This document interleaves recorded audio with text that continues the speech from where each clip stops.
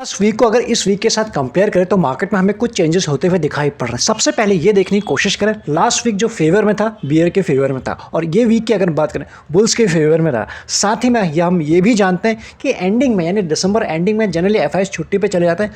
कुछ इसका इम्पैक्ट हमें मार्केट पे होते हुए दिखाई पड़ता है और वो भी वॉल्यूम में। तो एज ऑफ नाउ के मार्केट में थोड़ा सा वॉल्यूम भी कमी है, इस चीज़ को आप नोटिस कर पा रहे होंगे। ये तो 2 वीक की कहानी रही।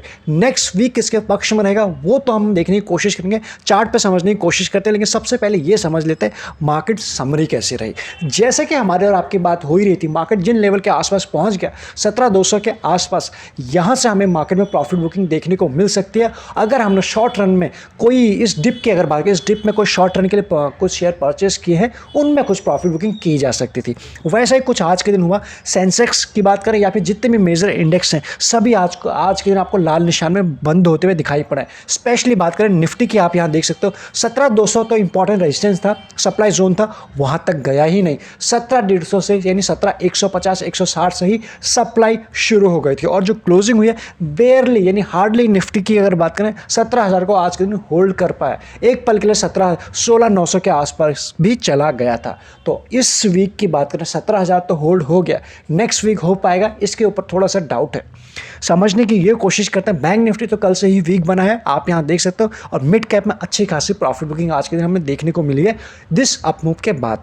अगर ग्लोबल मार्केट की बात करें एज ऑफ नाउ ये भी फ्लैट हो चुके हैं। जो इनमें तेजी थी उस तेजी में भी प्रॉफिट बुकिंग शुरू हो चुके हैं। ऐसे में एडीआर रेशियो की बात करें ये वीक होते जा रहा है डेली बेसिस पर, जैसे हमारे और आपकी बात चल ही रही है कि ये वीक होगा और ऐसा ही कुछ हो रहा है। आज के दिन आप यहाँ देख पाएंगे 1200 से ऊपर शेयर डिक्लाइन है। कल से भी ये वीक है और परसों से बहुत ज़्यादा वीक है, तो आप समझ पा रहे होंगे।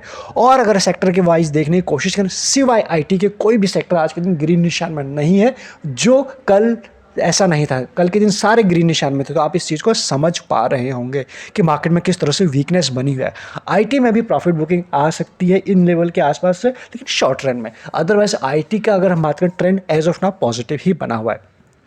बात करते हैं टॉप गेनर, तो आईटी ने अच्छा काम किया। HCL टेक, इसमें न्यूज़ भी थी प्रमोटर की तरफ से कि प्रमोटर ने कुछ शेयर बाय किए हुए और उसके दम पे शेयर 4% पॉजिटिव में खुला।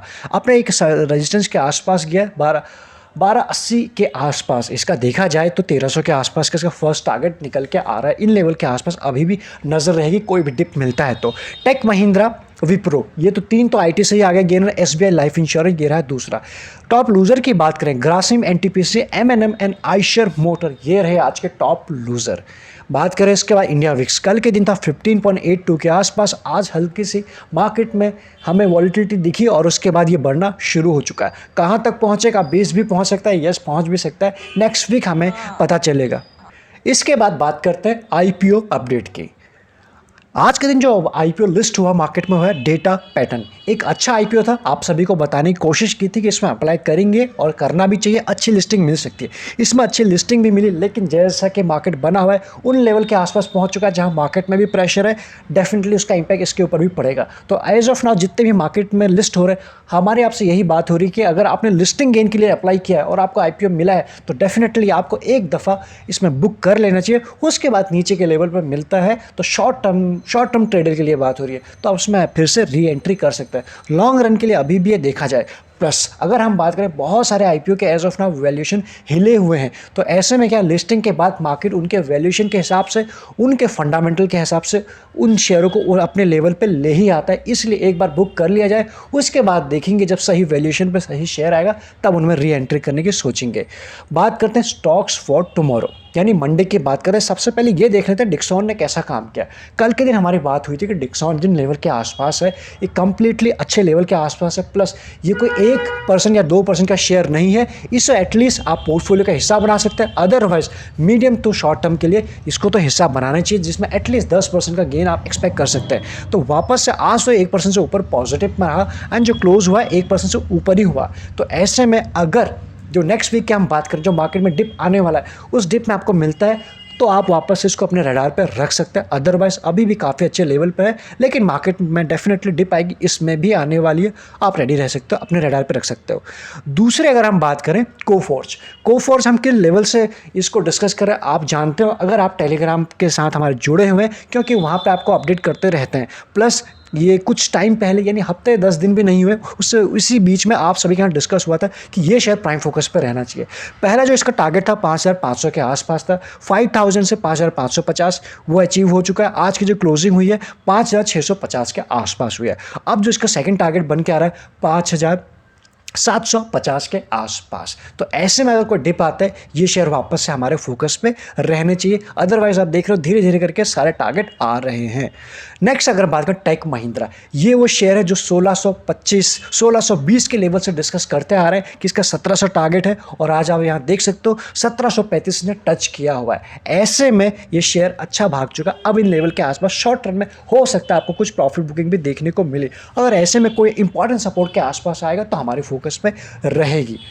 अदरवाइज आप यहाँ देख सकते हो एक एक करके सारे मार्केट ने खराब रिटर्न दिए हैं, लेकिन स्टॉक्स जो हम यहाँ बात करें इनकी रिटर्न ठीक ठाक से या फिर टारगेट अचीव होते हुए दिखाई दे रहे हैं। क्या सभी में ऐसा हो रहा है? बिल्कुल नहीं। कुछ ऐसे स्टॉक्स अभी भी हैं जो हमारी परचेस से अभी भी 5 से 8% डाउन ही है, ऐसा नहीं। बट एज ऑफ नाउ जो थीम चल रही है IT की वो अच्छा काम कर रहे हैं तो हमारा फोकस भी वहीं रहना चाहिए। अदरवाइज ऐसा नहीं कि जिस चीज़ को बोल दिया हमने, जिस चीज़ को हाथ लगा दिया वो भाग ही जा रहा है या फिर सब अच्छे अच्छे बता रहे हैं। ऐसे भी हैं जो 8% 9% डाउन भी हैं, बट वो भी अच्छे शेयर है, अच्छे लेवल के आसपास बाइंग हो रखी है। बट उन लेवल से भी मार्केट में ज़्यादा प्रेशर आए तो थोड़ा नीचे चले गए, कुछ टाइम होल्ड करेंगे या फिर आपके पास भी डेफिनेटली कुछ होंगे अच्छे शेयर है तो डेफिनेटली उतने ही तेज़ी से बाउंस बैक करेंगे। इसके बाद बात करते हैं चार्ट एनालिसिस, जो सबसे इंपॉर्टेंट रहेगा नेक्स्ट वीक के लिए। जैसे कि हमारी कल के दिन बात हुई थी इन लेवल के आसपास, ये कैंडल एक खतरे की घंटी थी जो आपको छोटी सी दिखाई पड़ रही। ये स्पिनिंग टॉप का यहाँ से काम कर सकती थी या फिर नियर टर्म टॉप का काम कर सकते थे। आज के दिन भी कुछ वैसा ही हुआ। यहाँ पे भी कल का एग्जाम्पल देने की कोशिश की थी। अब वापस से मार्केट ने बिल्कुल वही कैंडल बनाया, वही पैटर्न बनाया। तो इसलिए इस लिहाज से इस पैटर्न के हिसाब से आपको नेक्स्ट वीक की बात करें वापस से नीचे के 16,800 के लेवल टेस्ट होते हुए दिखाई पड़ेगा। दूसरा जो टारगेट रहेगा 16,400 के आसपास जो मार्केट है रिसेंट में टेस्ट किया हुआ है। तो इन लेवल्स के ऊपर आपकी नज़र होना बेहद ज़रूरी है। अदरवाइज जो इंपॉर्टेंट जिस लेवल के हम कई दिनों से बात कर रहे हैं 16,250 से लेकर 16,100 के आसपास ये लेवल भी आपको दिखाई पड़ सकते हैं। नीचे के डाउन साइड की हम ज़्यादा बात करें इंस्टेड ऑफ 17,500 की, तो एज ऑफ नाउ का मार्केट कुछ ऐसा ही बना हुआ है।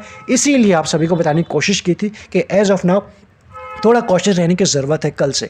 और ये था पहली कैंडल और यहाँ से जो प्रॉफिट बुकिंग है हल्के से एक बाउंस बैक आया और उसके बाद वहाँ से फिर से प्रॉफिट बुकिंग आपको दिखाई पड़ सकती है नेक्स्ट दिन। तो ऐसे में 17,000 जैसे ब्रेक होगा 16,900 पहला और उसके बाद 16,800 और 16,400 ये लेवल आपको आते हुए दिखाई पड़ेंगे। बैंक निफ्टी की बात करें, बैंक निफ्टी तो अपने आप में वीक है, कल से ही वीक है। अगर हम बात करें इस लेवल से वापस से आज के दिन इसने जो क्लोजिंग दी है अपने इंपॉर्टेंट मूविंग एवरेज से नीचे दी है, जो एक खतरे की घंटी है या फिर और भी वीकनेस यहाँ से बता रहा है। अगर हम समझने की कोशिश करें कई दिनों से हमारी बात हुई थी कि परफेक्ट शॉर्टिंग या फिर जो प्रॉफिट बुकिंग जोन है 35,500 कहाँ तक गया था 34 से 475 के आसपास 25 पॉइंट से बस रह गया था। और उसके बाद आप यहाँ देख सकते हो सीधा कल से जो प्रॉफिट बुकिंग आई अच्छी आई, हल्की से डिप और ये कंटिन्यू रहते हुए आपको दिखाई पड़ सकती है। इससे अगर हम बात करें 33,500 तक के भी आपको लेवल दिखाई पड़ सकते हैं। अगर ज़्यादा ही गिरावट हुई तो 33,000 के भी लेवल आपको दिखाई पड़ सकते हैं बैंक निफ्टी में नेक्स्ट वीक या फिर उसके नेक्स्ट वीक के मंडे तक। तो आप समझ सकते हैं मार्केट में थोड़ा सा कॉशियस रहने की ज़रूरत है। जब भी डिप मिले अच्छे शेयर आपके प्राइम फोकस पर डेफिनेटली रहने चाहिए। कई सारी चीज़ें हमने इसमें कवर करने की कोशिश की, बाकी लगे यूज़फुल तो आप ज्वाइन बटन भी कंसीडर कर सकते हैं। उसका लिंक आपको डिस्क्रिप्शन में मिल जाएगा, अदरवाइज चैनल पर आपको इजीली मिल जाएगा। Thank you so much.